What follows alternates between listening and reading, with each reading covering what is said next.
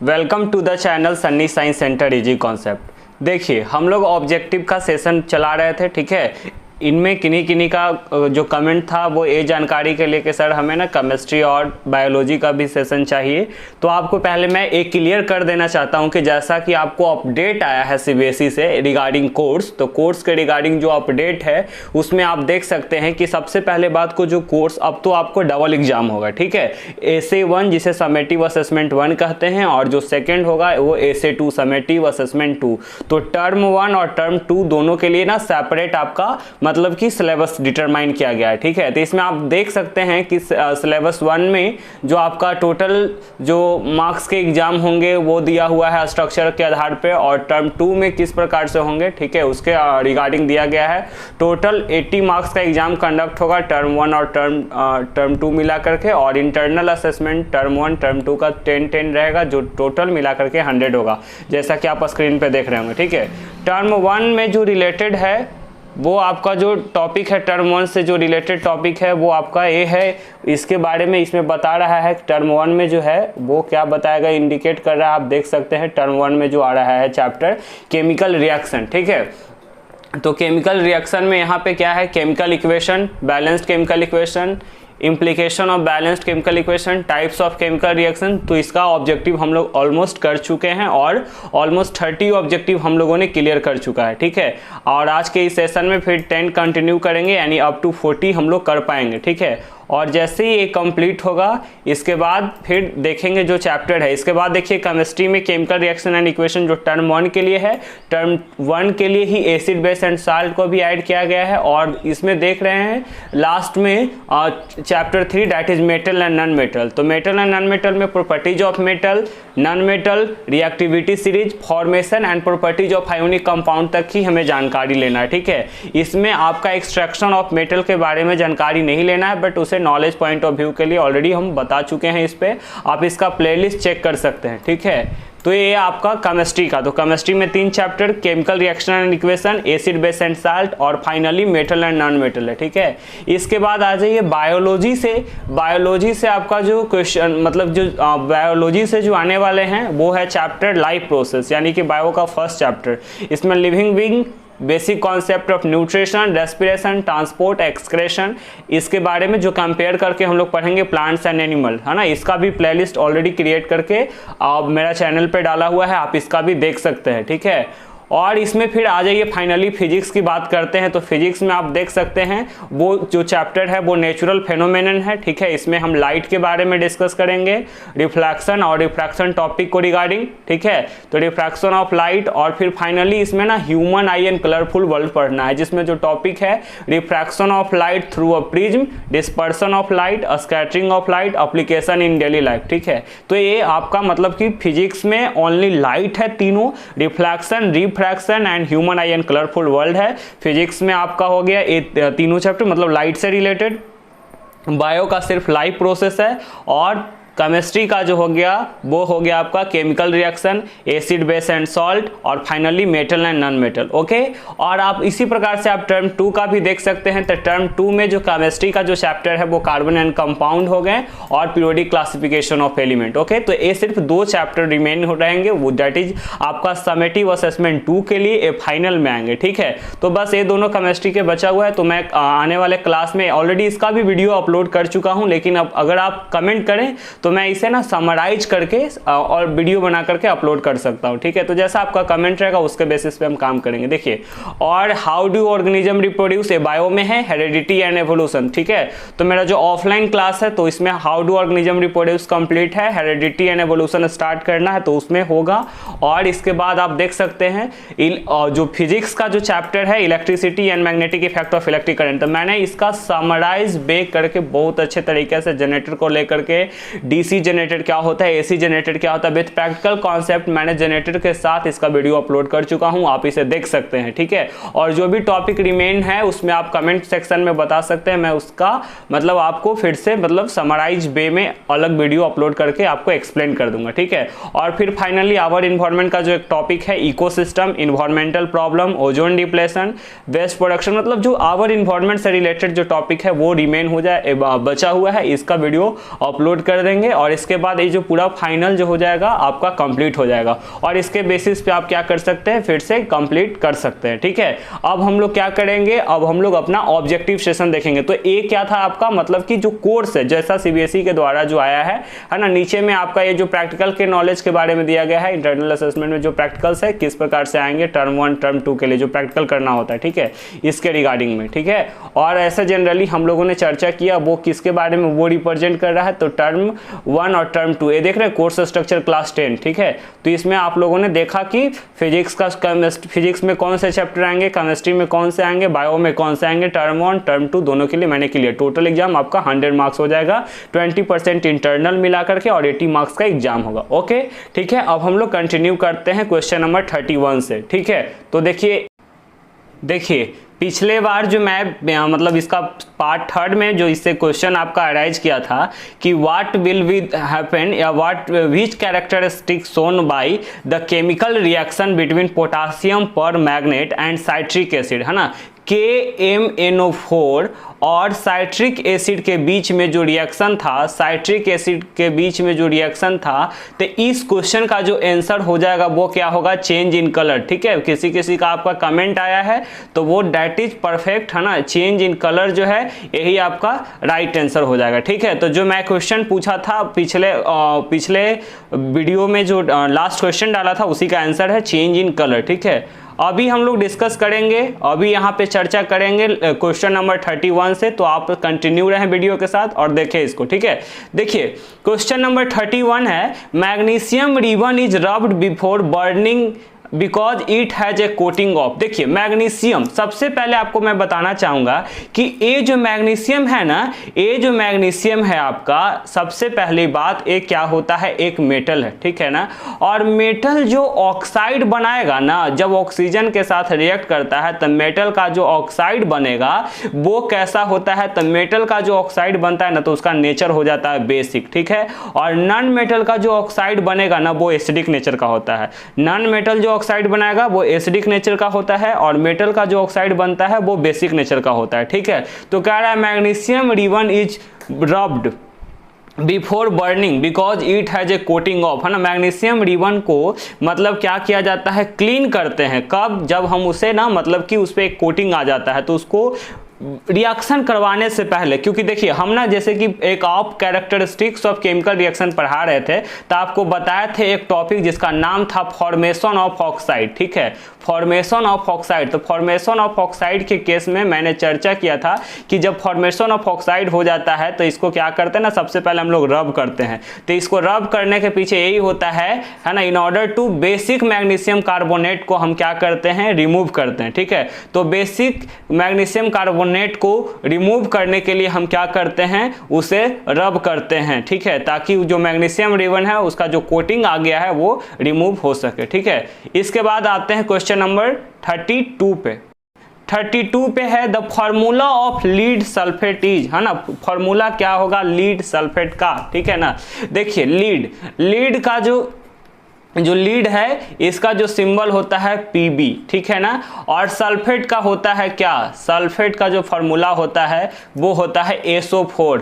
तो अगर ऑप्शन में आपको कहीं PbSO4 दिख रहा है, इसका मतलब जो राइट ऑप्शन जो हो जाएगा फॉर्मूला ऑफ लीड सल्फेट वही होगा। तो आपको ऑप्शन नंबर सी दिख रहे होंगे कि PbSO4 है, यानी the right option for question number 32 is option number C. तो ऑप्शन नंबर सी जो हो जाएगा वो 32 का आंसर होगा, formula of lead sulphate is option number C. Okay, आगे बढ़ते हैं, क्वेश्चन नंबर 33 की ओर आते हैं। देखिए the green colour of ferrous sulphate crystal, है ना, green colour ferrous sulphate crystal. देखिए ये आयरन है ना, आयरन इसी तरह से दो तरह से बनाता है, एक फेरिक बनाता है, इसका दो कंपाउंड बनता है। ठीक है ना, एक फेरिक होता है और एक होता है फेरस। ठीक है ना, उसी तरह से कॉपर में भी होता है, एक क्यूपरिक बनता है, एक क्यूपरस बनता है। ठीक है ना, तो उसी तरह से यहाँ पे आयरन जो है वो फेरिक और फेरस ऑक्साइड बनता है। The when green colour of ferrous sulphate crystal are heated, जब ग्रीन कलर फेरस सल्फेट है उसको हीट करते हैं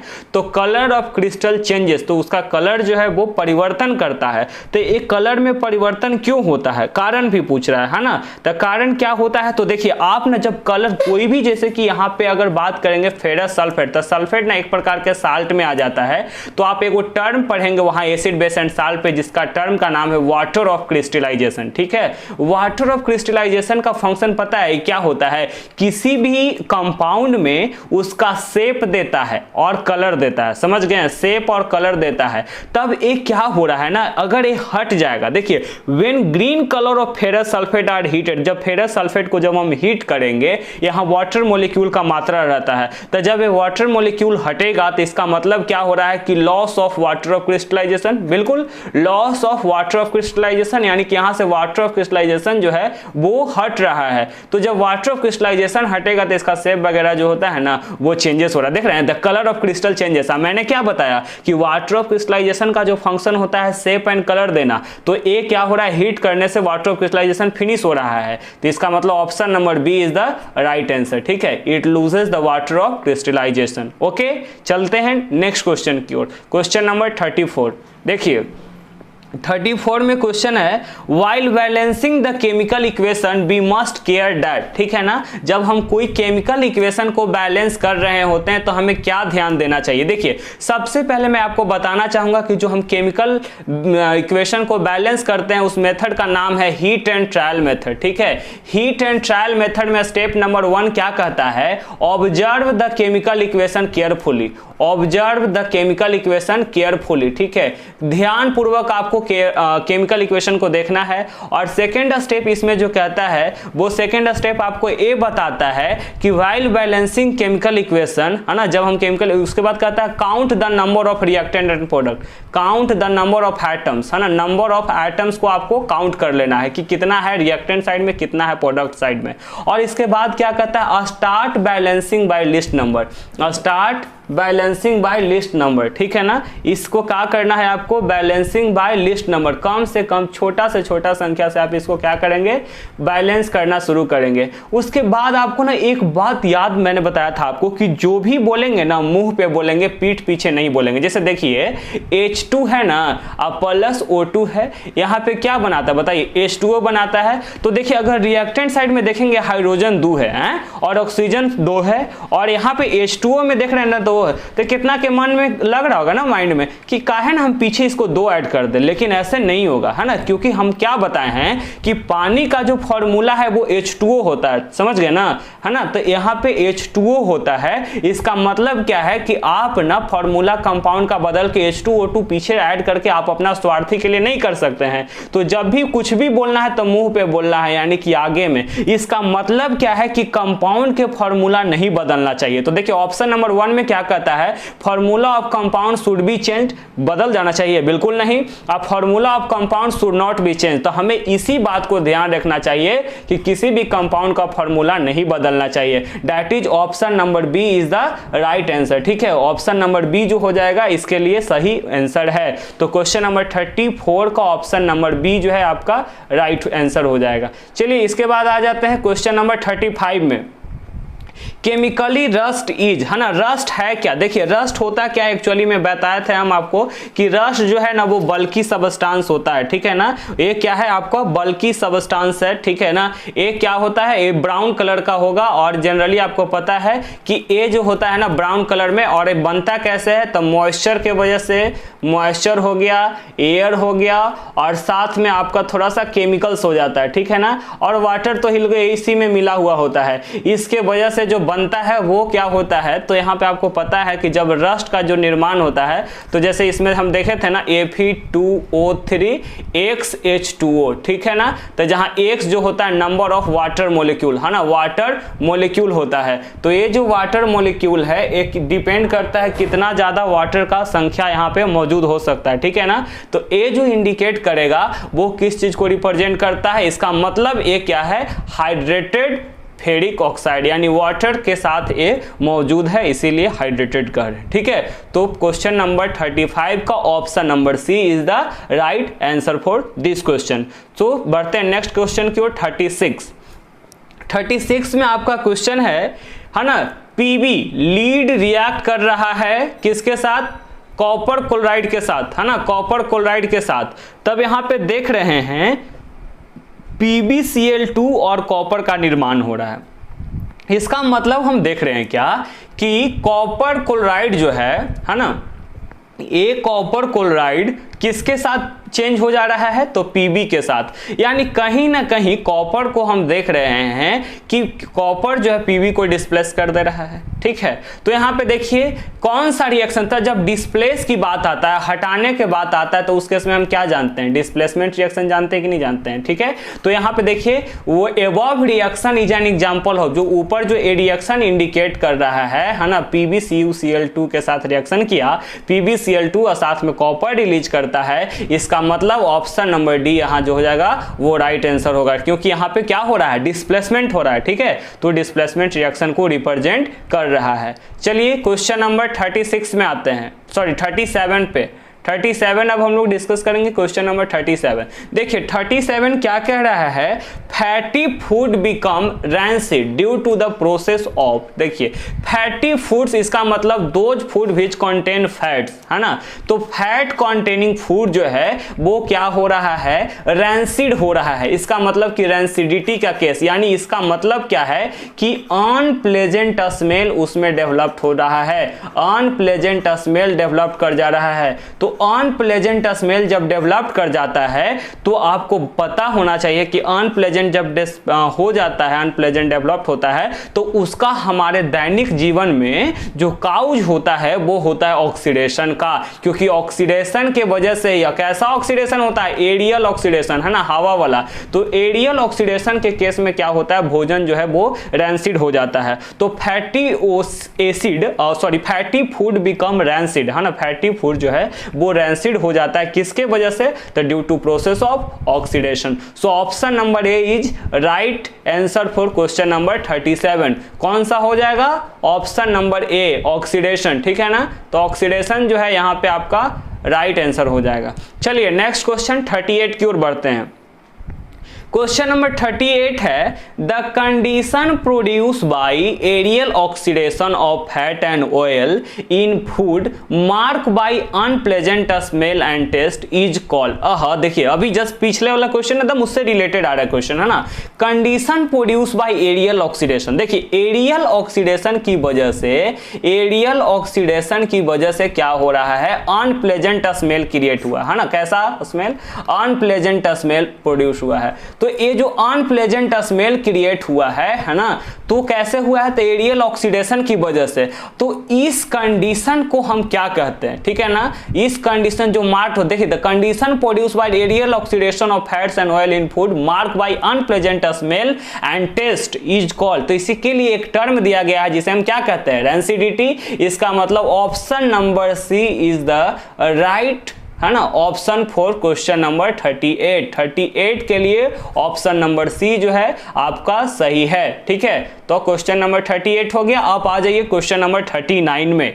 ए substance added to food containing fat and oil is called, है ना। A substance added to the, है ना, ए सबस्टांस ऐड करते हैं किस चीज में, तो फूड कंटेनिंग, ठीक है, फैट्स एंड ऑयल, उसमें देखिए मतलब हमें क्या है कि यहाँ भोजन में ना कैसे हो रहा है, आपको पता है, आपको ऑक्सीडेशन की वजह से हो रहा है।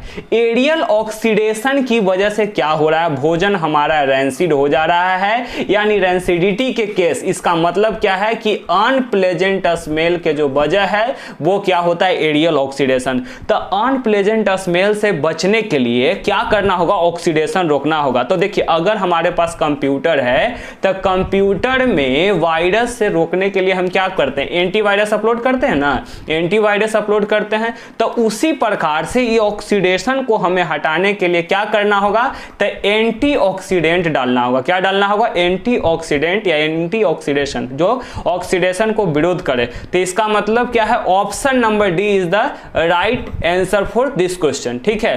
तो क्वेश्चन नंबर 39 का जो क्वेश्चन है, a substance added to food containing fat and oil is called, तो उसे हम क्या कहते हैं, एंटीऑक्सीडेंट, ओके। एंड फाइनली आते हैं question, last question, that is question number 40।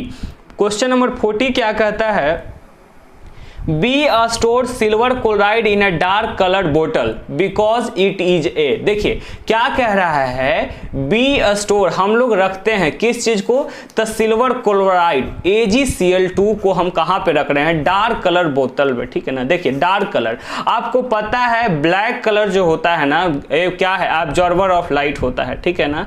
और यहाँ पे आपको पता है क्या होता है कि हम एक टर्म आपको बताए थे कि जब डिकम्पोजिशन रिएक्शन की चर्चा कर रहे थे तो डिकम्पोजिशन में मैंने बताया था आपको कि ये डिकम्पोजिशन 3 तरह के होता है, ठीक है, थर्मल, ठीक है, फोटो और इलेक्ट्रिकल, ठीक है, ये 3 तरह के मैंने चर्चा किया था। तो ये जो फोटो डिकम्पोजिशन होता है ना, वो कैसे होता है पता है आपको, डायरेक्ट सनलाइट से हो जाता है। तो सिल्वर क्लोराइड क्या होता है ना कि अगर इसे डायरेक्ट अगर व्हाइट बोतल वगैरह में इसको स्टोर करके रख दिया जाए तो इस केस में क्या होता है ना कि ये सनलाइट से ना ये प्रभावित होकर के तुरंत क्या होगा ना, दोनों सेपरेट हो जाएगा, ठीक है। तो इसीलिए क्या कर रहा है, हमें ना जैसे कि इसको डार्क कलर्ड बोतल में रखते हैं to avoid action by sunlight, ताकि उस पे जो सनलाइट का जो प्रभाव है ना उसका एक्शन को हम प्रिवेंट कर सके, ठीक है। तो this is the main reason हम लोग क्या करते हैं, स्टोर करके रखते हैं उसे डार्क कलर्ड बोतल में। तो क्वेश्चन नंबर 40 का जो राइट ऑप्शन हो जाएगा ऑप्शन नंबर सी, आंसर हो जाएगा to avoid action by sunlight, ठीक है।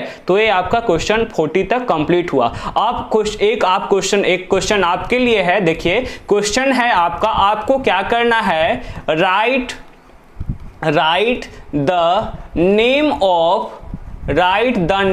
of any 2 एंटीऑक्सीडेंट, है ना, एंटीऑक्सीडेंट, कोई 2 एंटीऑक्सीडेंट का आपको नाम को कमेंट बॉक्स में बताना है, ठीक है। Right the name of any 2 antioxidant, जो एंटीऑक्सीडेंट है यानी ऑक्सीडेशन को प्रिवेंट करेगा उसका नेम आप कमेंट बॉक्स में करें। और हाँ, सेशन को लाइक करें और इसे ज़्यादा से ज़्यादा शेयर करें और सब्सक्राइब करें, ठीक है। मिलते हैं नेक्स्ट वीडियो में, थैंक यू।